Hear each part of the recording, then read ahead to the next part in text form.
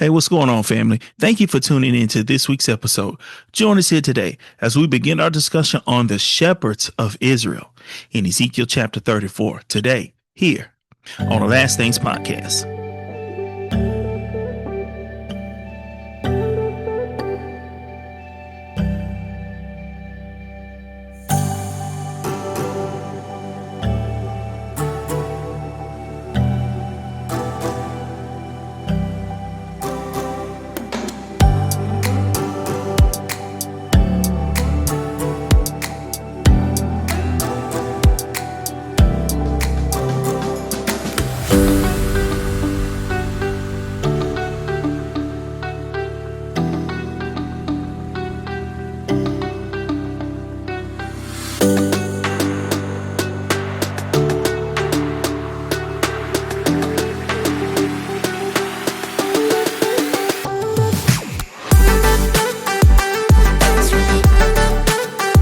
What's going on, family? This your boy Damien coming to you once again with another fantastic episode of the Last Things podcast, where we on a journey to truth. It is indeed an honor and a privilege to come before you once again as we discuss the Word of God. How is everybody doing on today? Thank you guys so much for tuning in with me to this week's episode. I greatly do appreciate it, man. Week before last, we were covering Ezekiel chapter 33, where God recommissioned Ezekiel to be the watchman for Israel again. Remember, the first season of Ezekiel being a watchman was over because Ezekiel was basically just trying to warn them about the impending destruction of Jerusalem. He was trying to warn them, if you guys don't change your ways, God is going to come and destroy the city. Of course, they didn't listen. They weren't listening they weren't listening. He was, for anybody listening for the first time, when you read Ezekiel, when you hear Ezekiel prophesy to the people, Ezekiel is in Babylon. Okay. So when he's prophesying to the people about what's going on in Jerusalem. So a lot of the prophecies, they could not understand. They couldn't understand those prophecies because God made it to where Ezekiel could only speak when he prophesied. He could not have a normal conversation. But God told him a while later, God told him, hey, there's going to be a guy that's going to come from Jerusalem. And he's going to tell you everything that happened. Excuse me. He's going to tell you everything that's happened in Jerusalem. When he comes, when he comes, you will be able to speak normally. So what happened? Years later, that guy finally showed up and he told them everything that had happened back home in Jerusalem. And Ezekiel was able to have a normal conversation at that moment. So now that Jerusalem has been destroyed, now God has recommissioned Ezekiel to be a watchman again. Now, this time the message is repent and turn from your evil ways, or else I'm going to have to do something far more drastic. What does God mean? He's going to have to destroy them. He's going to have to destroy his own people themselves. He's going to have to unalive them. How about that? Okay. Because remember, we got kids listening to this. Okay. So that's where we left off in Ezekiel chapter 33. So now we're here in Ezekiel chapter 34. I know I left you guys last week. I didn't get a chance to get an episode out. Charge it to my head, not my heart. But I'm asking y'all, continue to pray for your boy, man, because the enemy has been coming rampant at me. He's been using people on my job, man. It's been hard on my job. This has been a hard year for me at work. I don't know if, the Bible says after you've suffered a while, so maybe there's some kind of elevation coming on the other end, on the other side of this, or it could be God saying your season and your time is up. It's time to move on. I don't know, but y'all pray for your boy that God will lead me in the direction that I need to go. And it could be, hey, it's just my time to go through. I have to endure hardness as a good soldier, but y'all continue to pray for your boy. And as you pray for me, I pray for you guys. There's some people who listen to this show. I may never get a chance to see you. Just know that I love you. Thank you so much for supporting me through these last few years. I am praying for you. I pray that God will pour out a blessing on your life that you will not have room enough to receive. Good measure, pressed down, shaken together, and running over, spilling into your lap. I thank you guys so much. I thank you so much for supporting me. Now, let's do this. Let's jump into Ezekiel chapter 34. This chapter is titled The Shepherds of Israel.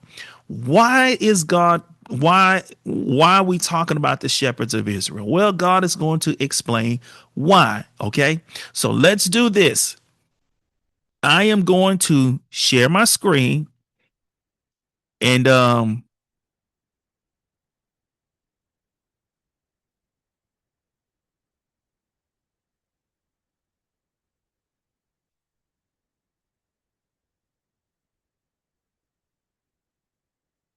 bingo. Okay. Okay. So we are here at Ezekiel chapter 34, okay? So this is what we're going to do. Let's start with verse 1, okay? Then this message came to me from the Lord. First of all, if anybody who's looking at this who's listening or looking at this, as you see, I have three different translations. I have the New Living Translation, the Amplified, and the King James. Okay, this is how I do a lot of my study, and I have always had three different translations. Okay, so I'm reading this out of the New Living Translation. Okay, so verse 1 says this. Then this message came to me from the Lord. Son of man, prophesy against the shepherds, the leaders of Israel. Give them this message from the sovereign Lord. Okay. Oh, I'm sorry. That was verse 2. I'm sorry. Verse 1. Then this message came to me from the Lord. Verse 2.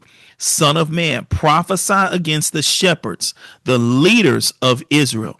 Give them this message from the sovereign Lord.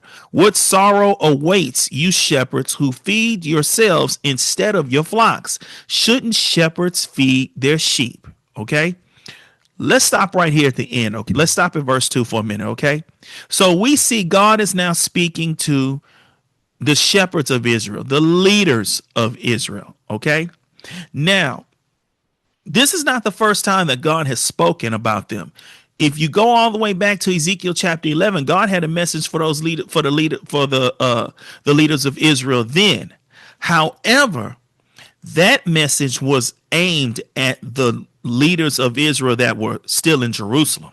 Okay, that's what that message was aimed of. It was that's who it, that tongue tied. That's who it was aimed to.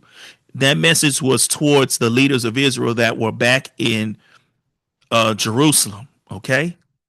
Now we fast forward years later, Jerusalem has been destroyed, right? So when God is speaking to the shepherds of move that cord out the way, when God is speaking about the shepherds, the leaders of Israel, God is now talking to the ones that are there in Babylon. He's talking to them now because Jerusalem has been destroyed. Now we're seeing as Ezekiel is speaking, he's not speaking about those. He's speaking at those that are still in Jerusalem because you got some stragglers that are still there. But now in this particular chapter, he's addressing those that are in Babylon. That's my opinion. Okay. He's addressing those that are in Babylon. Okay. And what does he say? What sorrow await you shepherds who feed yourselves instead of your flocks? Shouldn't shepherds feed their sheep? So in essence, God is saying you weren't taking care of the sheep. You were so busy worried about yourselves, you didn't feed my sheep. Let's keep going to see what else God is saying. Okay. Verse 3. Verse 3, he says, you drink the milk, you wear the wool, and butcher the best animals, but you let your flocks starve. Verse 4, you have not taken care of the weak, you have not tended to the sick, or bound up the injured. You have not gone looking for those who have wandered away and are lost. Instead, you have ruled them with harshness and cruelty. Verse 5, so my sheep have been scattered without a shepherd, and they are easy prey for any wild animal. Verse 6, they have wandered through all the mountains and all the hills across the face of the earth, yet no one has gone to search for them. So God is saying, he's talking to the leaders of Israel, and in essence, he's relating he's taking the relationship between a shepherd and a shepherd and sheep, and applying it to the leaders of Israel and the children and the people that they're supposed to be serving. Now we know that let me pull up a definition for a shepherd, okay? Because I want to get this because I figured we would talk about it. A shepherd is defined as a person who tends, herds, feeds, or guards flocks of sheep. Okay? So God is saying, you guys are supposed to take care of my people. He's relating their relationship to a shepherd and sheep. And he's saying, you guys didn't feed my flock. You were so busy taking care of yourselves, you did not take care of my people. See, this is why I tell you, people who are in leadership, you must treat God's people accordingly. Why? Because God will take punishment on you. God will take an issue when you mistreat his people. This is why when you are in leadership, you must be careful how you treat God's people, because God will come see you, and you don't want God to come see you. Okay? And what's happening right now is he's charging the leaders like, hey, and in essence, God is saying, I'm blaming you for the reason my flock is in the shape that it's in, because you weren't on your job. Look at verse 5. So my sheep have been scattered without a shepherd, and they are easy prey for any wild animal. So what's the wild? So he's saying any wild animal can come up and attack them. And they've been scattered. God is saying his sheep have been scattered. Where are they scattered to? We already know some of them are in Babylon and some of them are in other places, because Jerusalem has been destroyed. God is blaming the leaders for everything that's happened. He's blamed them because it was their job to guard and watch and protect the people. They weren't doing that. They weren't feeding the people. What were they supposed to be feeding them? Literal food and spiritual food, teaching them. Remember earlier in Ezekiel, when God took Ezekiel to let him go through the temple and all that idolatry that was going on. The leaders were the ones who were supposed to tell the people, oh no, we don't do this. Oh no, we don't desecrate God's holy place like this. Oh no, we're not doing this. We're not doing no form of idolatry. But they didn't do that. Why? Because they were doing it themselves too. They were doing it themselves. So God is blaming them for blaming them for why the flock is in the shape that it's in. He's blaming the leaders because he's saying it's your fault. You were in this position of responsibility to take care of my people, and you couldn't do that. You were so busy taking care of yourself, looking out for yourselves first instead of looking out for my people. When you're in leadership, you've got to be careful, because God will come see you when it comes to his people being mistreated. He will. Okay. Now let's do this. Let's look at verse 7, because we're not through. Oh, God's got more to say. Therefore, you shepherds, hear the word of the Lord. Verse 8, as surely as I live, says the sovereign Lord, you abandoned my flock and left them to be attacked by every wild animal. We know what we know what happened. They were attacked by Jerusalem, and they were also attacked by other nations around in that area because they didn't care for what did I just say? They were attacked. Who were the people attacked by? Babylon. I said attacked by Jerusalem. Lord have mercy. They were attacked by Babylon, right? And not just Babylon. They were attacked by some of the other nations in that area. Remember this phrase I just said, attacked by other nations in that area, because one of those nations is going to come up in Ezekiel chapter 35. One of those nations is going to come up. God's going to deal with that nation that jumped in to help Babylon against the children of Israel. Okay, but that's in Ezekiel 35. Okay, so he's saying, hey, you abandoned my people. What does God mean when he say they abandoned his flock?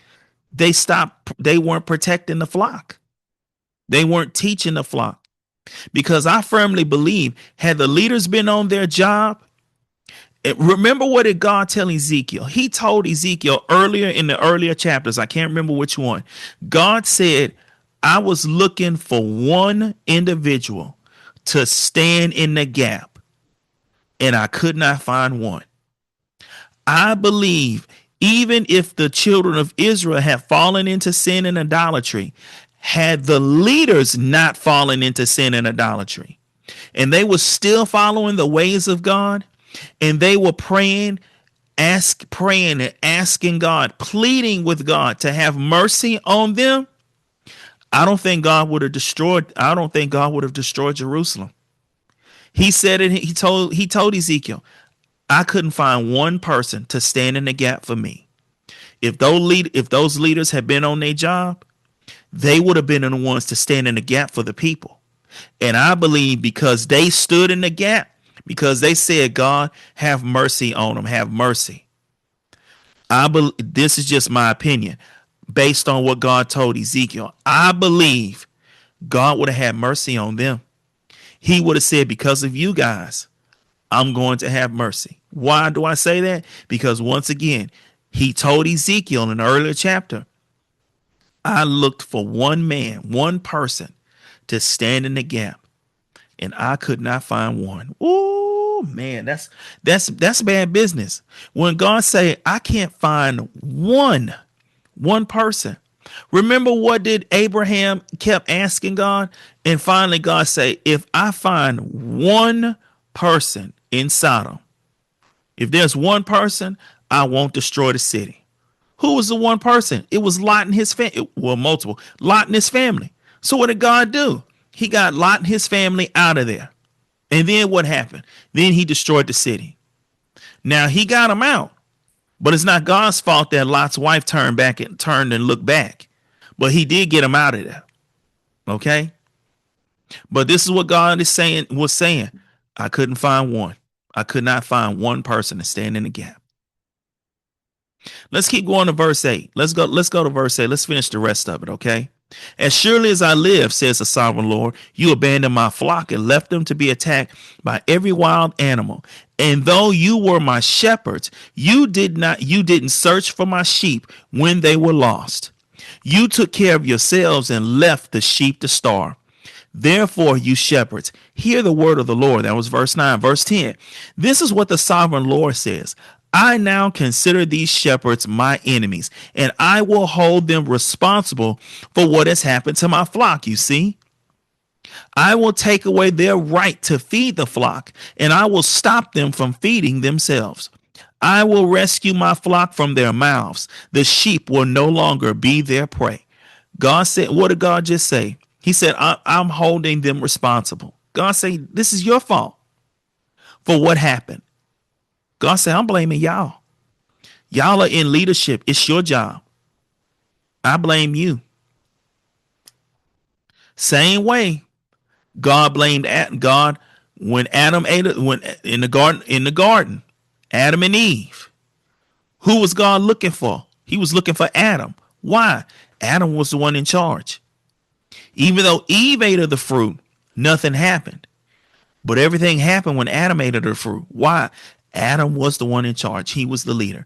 Even if Eve ate of the fruit, but if Adam hadn't ate of the fruit, nothing wouldn't have happened.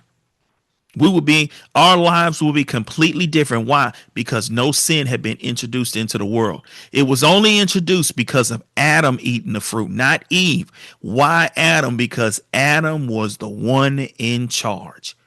He was the one in charge.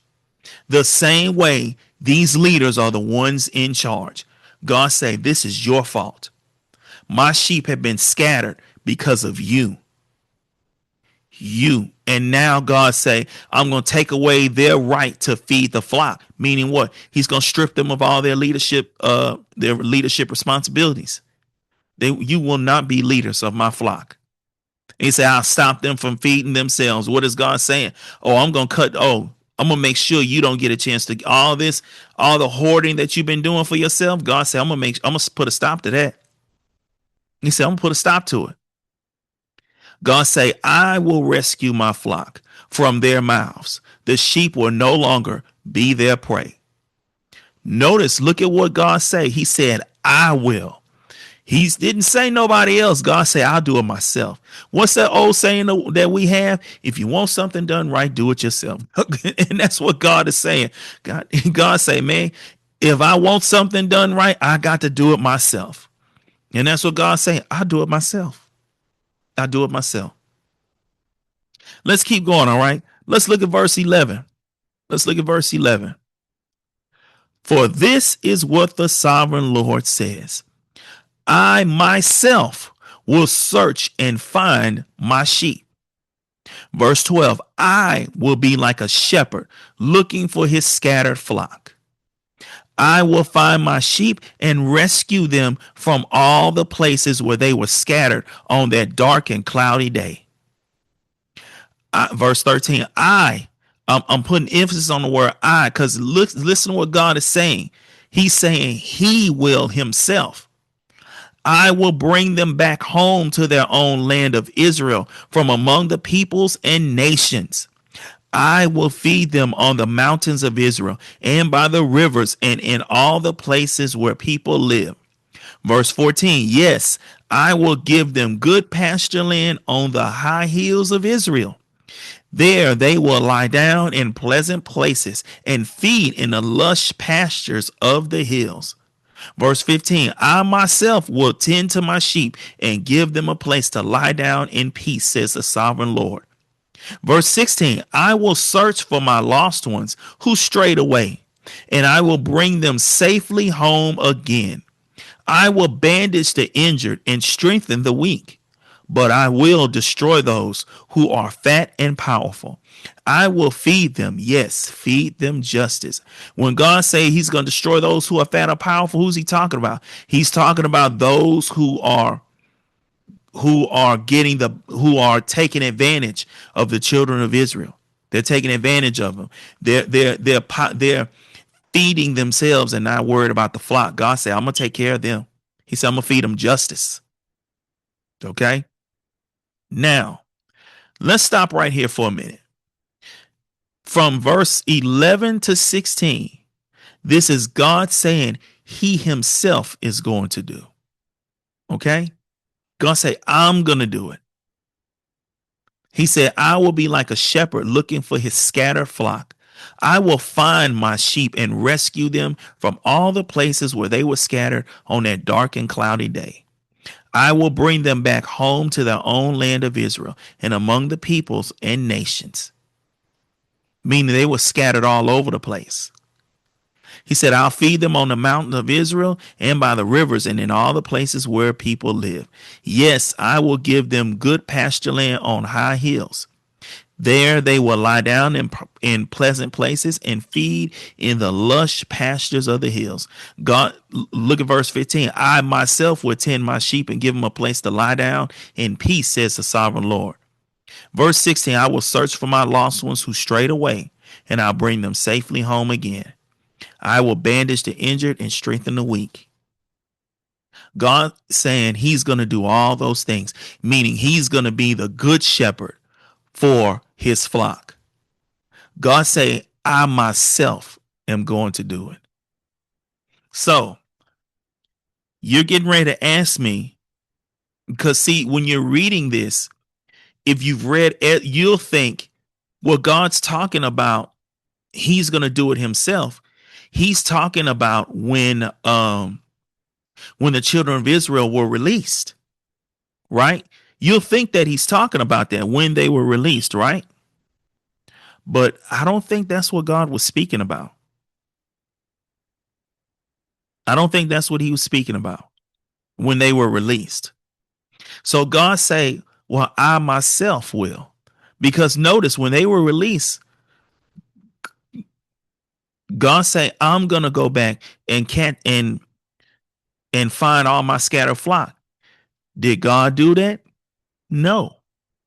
So you're going to say, well, when did God himself come down to find the scattered sheep of Israel. He did that. When?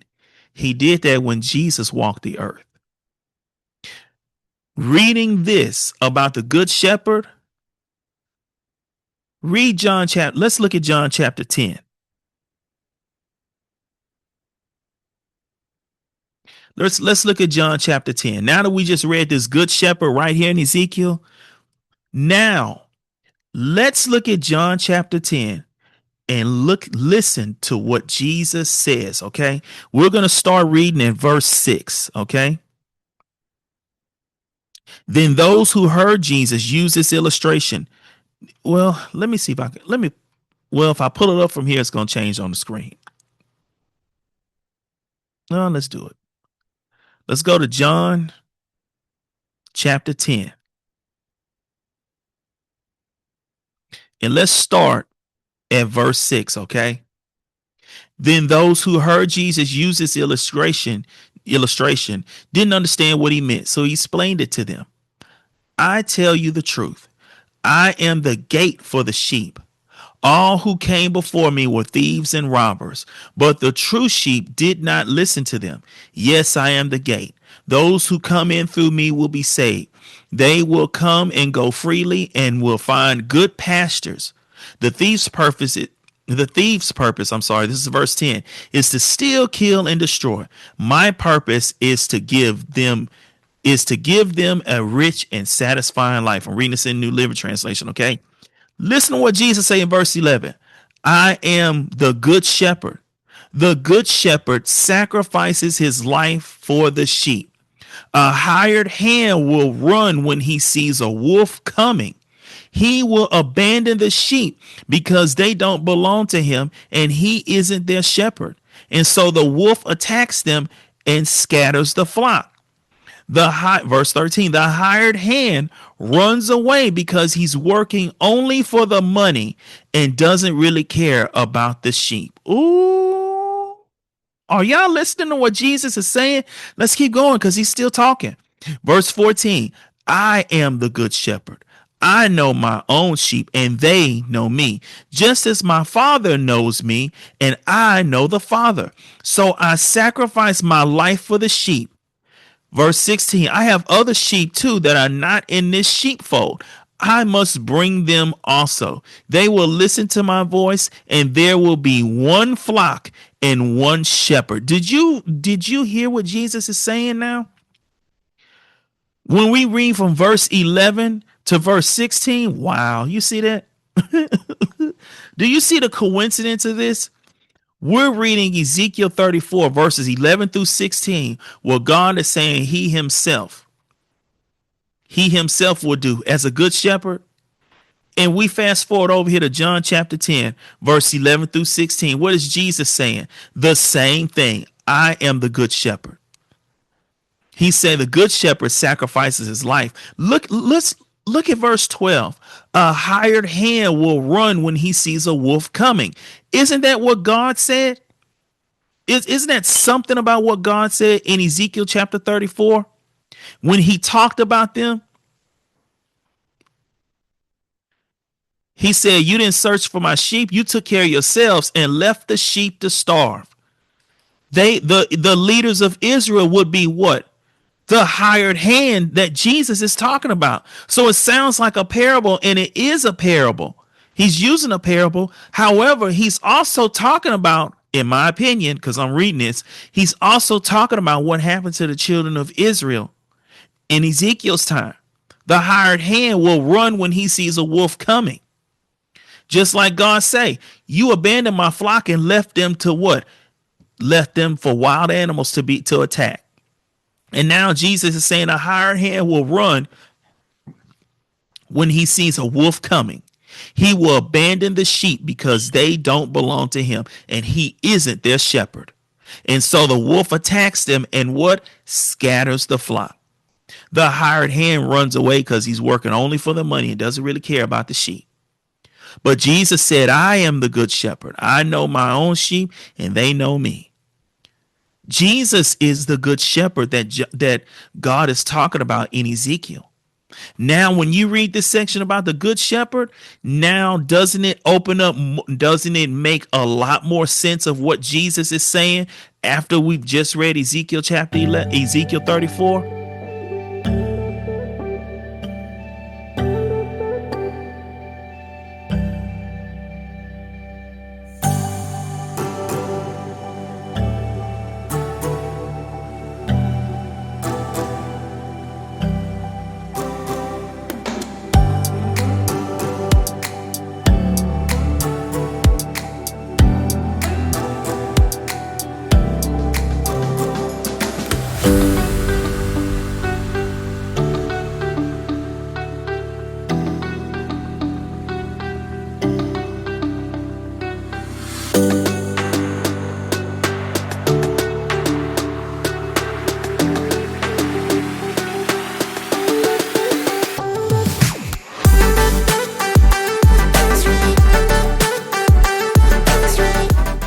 Hey, what's going on, family? Thank you for tuning in to this week's episode. Join us here next week as we continue our discussion on the shepherds of Israel in Ezekiel chapter 34 next week here on the Last Things podcast. Love you guys. Be blessed.